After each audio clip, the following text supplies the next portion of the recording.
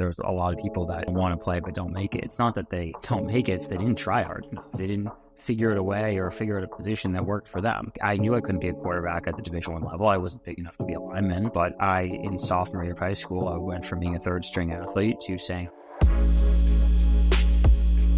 All right, welcome to another episode. My guest today is Aaron Golub. He is a consultant speaker and he helps organizations implement leadership strategies and overcoming adversity. He has an amazing story, an amazing background, and we're going to dive into that today. Welcome to the show, Aaron. Thanks for having me.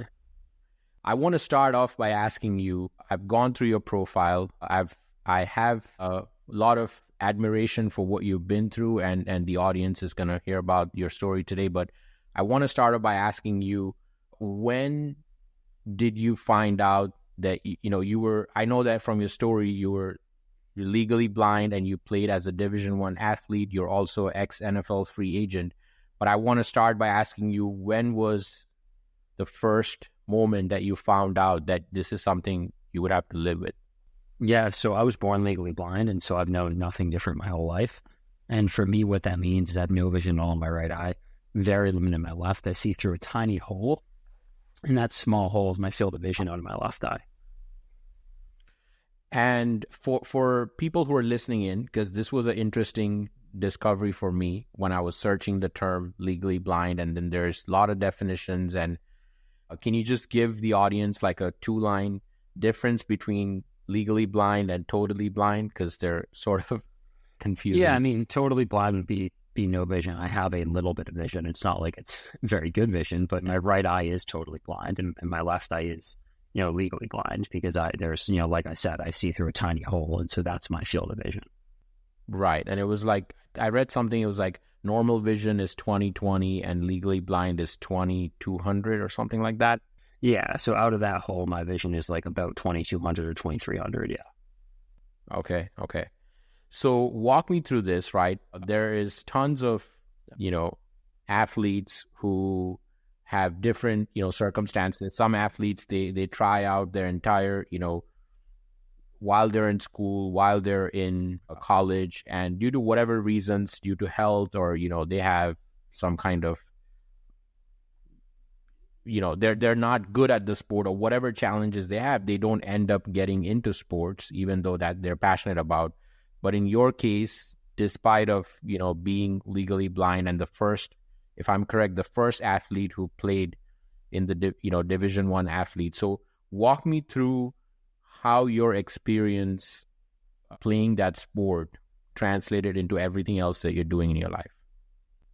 Yeah. So, for me, I started off in high school. I was a third string junior varsity athlete my sophomore year of high school. I was never playing, never touching the field.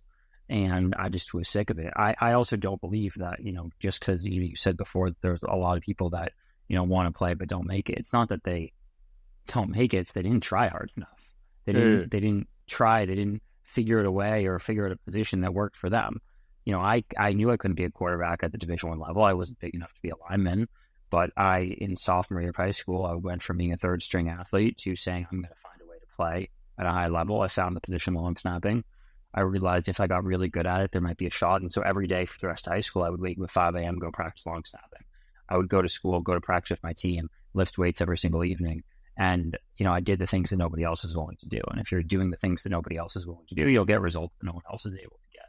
But that was how I was able to, get a spot at Tulane and eventually, become, like you said, the first legally blind Division I athlete to play in a game. Yeah, and so that's more of, your work ethic, let's just put it that way, yeah. Which you said, some people, it's not that they didn't try hard, they just didn't have the work ethic. But walk me through the mental preparation that goes in, right? Because you're going into a game or you're playing the sport and, you have this adversity that you're playing with it, right? So walk me through mentally, how did you shut that out from your brain saying, this is not a weakness, I'm still going to play strong and I'm going to still play just like a normal person? Yeah, look, you can control it, you can't control it, you can't control. I can never control the fact that I'm legally blind. What I can control is how I show up and what I do every single day. And so I understood early on that there's nothing I could do about my vision. What I could do is control how I played every single down, how I played every single rep.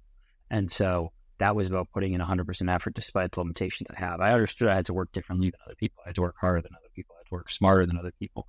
I had to do things that other people weren't doing because I had to compensate for my limitation. And so I understood on a day-to-day basis that for me, I couldn't show up, 50% to a workout or to a practice ever because, I was already behind. I had to show up better than everybody else every single day if I wanted to be able to compete. Mm-hmm. Yeah, it's again, I can't really, I've never played sports at that level, so I'm not able to comprehend what actually goes in, but it's a great opportunity to talk to somebody like you that can, take us behind the scenes. Yeah. So then you transition from sports into a career in finance. So how did that happen? Yeah, so I studied finance in school, and so when I graduated college, I wanted to go into the world of finance, and so that's what I did. At the same time, I was also doing speaking. I'd always been asked to do a bunch when I was in school from my coaches, and whenever we had certain events or things like that. And so when I graduated, went both into finance and started speaking as more of a business and doing it for low fee type engagements right off the bat. And I was doing both of those side by side for a while, and as my speaking grew, my interest in finance kind of declined. And so eventually I got to the point where I was able to be making enough for my speaking. It was growing and being a significant part that I left finance. And then when I did that, speaking exploded. And then today I do that. I run two businesses now. So the one business is I do speaking, consulting with companies, with teams, with conferences, schools all over the world. So they're ready to bring me in to do a speaking engagement for an event, do more workshops, do longer term consulting. And then I also run another business where, me and my team help grow and scale speaking businesses for other speakers. So do the same exact marketing, lead gen, sales that we did for myself and implement those systems into other businesses. So those are the two businesses I run today, and it's a lot of fun.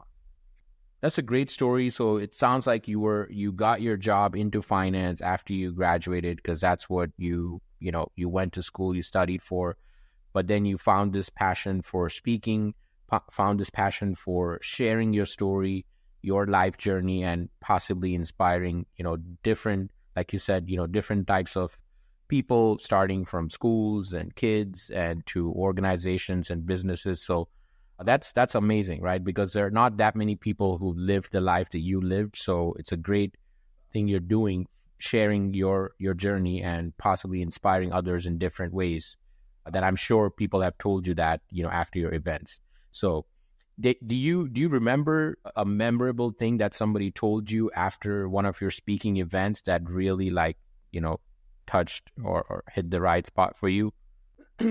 I wouldn't necessarily say one specific thing. I think it's, there's always different people who come up to me after and talk, they related to it for some reason. Maybe they have some sort of disability themselves.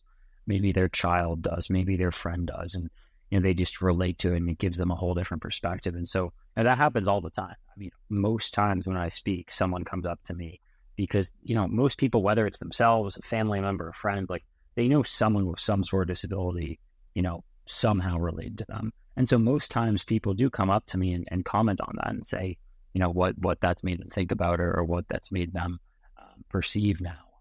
And so it happens all the time. And so those are always, really cool and rewarding conversations to have. Yeah, it's, again, it's an amazing thing that you're doing that. I want to switch gears and go into your consulting expertise and what you're doing with companies. So I can imagine you're working with different companies, leadership level, and, helping them. So a lot of times the speaking engagements or workshops that a company brings me or my team into will then turn into longer term agreements with them. And so they might bring me in to talk on something like overcoming adversity or leadership or, the disability side of things. And that's great. And we work with them, but then it can turn into, helping them build out their leadership development, strategies and program for the organization, or turn into, how they can actually work and allow people with different disabilities to succeed and change their different practices, how they can think differently about disabilities and things of that nature within the organization as a whole. And so a lot of times, not every time, because it depends on the type of organization I work with, but a handful of times it starts with a speech or workshop, turns into a longer term arrangements and work with,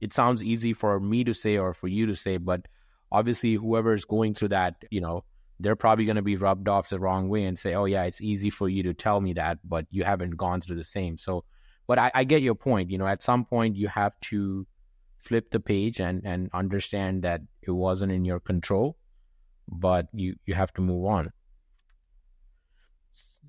And what advice do you want to live? When you're talking to people, you said you were talking to kids in schools and other. So do you often tailor your advice based on, like, okay, today you're talking to a 500-person company, but next week you might be talking at a school. So I want to understand, like, do you tailor your message? How do you go about that? Like, what advice would you give to like a 10-year-old versus a CEO of a company? Oftentimes the messages are the same or similar, but it's the way that you deliver it. It's the way, the activities that you do throughout, the way that you structure things, the tones that you use, the words and verbiage that you use. So there are differences, but there's different themes, oftentimes, and this is, I feel like one of the biggest ones is look, it's about finding gratitude within the situation you're in. Too many people think that things happen to them and not for them. And I say all the time, I'm so thankful, grateful, and legally blind, because it's allowed me to be the person I am today, create the businesses that I run, and have the relationships that I have. And so because of that, I'm grateful. And it might be hard to find gratitude within the challenge that you face, but if you can find a little bit of gratitude, your life becomes better, you become more successful, happier, healthier. Yeah, 100%. Yeah, it's there's nothing much you can do about, being limited by circumstances or facing adversity, but looking at it from a positive angle, yeah, that's definitely a great response. Yeah, it's been amazing, talking to you. I'm so Likewise. glad that you decided to come on the show. Before we wrap this up, what's your goal for the future? What do you want? Obviously you're inspiring and leading companies and helping leaders in companies and sharing your story both with this, kids in school, sports and whatnot. But what do you want people to remember you once you stop doing it? Yeah, I mean, I think just being able to everything that I have every day. I think I want people to think of me as, I went out there and laid everything on the line and had zero regrets, whether it be in my speaking, whether it be in the consulting, whether it be in the other business that I run. It's doing everything I can every day to, help others, do better within their lives. And that's different across companies, across things that we do. But it's being able to really just focus and help other people succeed. Right. And before we drop off, do you want to share how people can get in touch with you if they want to work with you or invite you as a speaker? Yeah, so my website is aarongolub.com and my email is aaron@aarongolub.com. Feel free to, reach out. I'm always happy to chat. All right. Thank you, Aaron. It was really a pleasure talking to you and wish you much success with all your projects. Thank you. Thanks. You too.